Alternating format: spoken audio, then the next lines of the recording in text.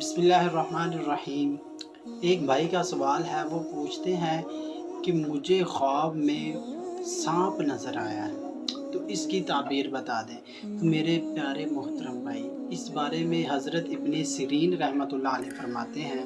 वो कहते हैं कि ख्वाब में इंसान को सांप नज़र आना ये बहुत ही बड़े दुश्मन की दलील है कि जो दुश्मन कवी ताकत रखता है, बहुत मजबूत है। और अगर ख्वाब में देखे कि इसने सांप के साथ जंग की है, सांप के साथ लड़ाई की है और इसने सांप को मार दिया है, तो इस बात की दलील है कि ये अपने दुश्मन के साथ लड़ाई करेगा और उसको ज़ेर कर देगा। और अगर ख्वाब में देखे कि इसने सांप पाल रखा है, तो इस बात की दलील है कि ये बुज़ुर्गों से मिलेगा।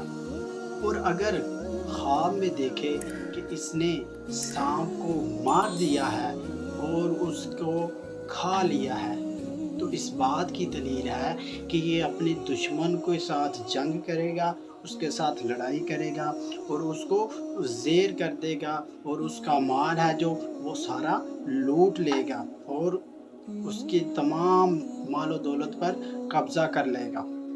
और अगर ख्वाब में देखे कि इसको सांप ने मार दिया है, तो इस बात की दलील है कि दुश्मन इसको मारेगा और इसको ज़ेर कर देगा और ये दुश्मन से खौफज़दा होकर खुद ही मर जाएगा। और अगर ख्वाब में ये देखे कि ये सांप की पुश्त पर बैठा हुआ है, सांप इतना बड़ा है कि ये सांप की पुश्त पर इंसान बैठा हुआ है, तो ये इस बात की दलील है कि इसका बहुत बड़ा दुश्मन इसका ताबे फरमान होगा, इसकी तारीफ़ करेगा और इसके सारे काम इंतज़ाम से होंगे।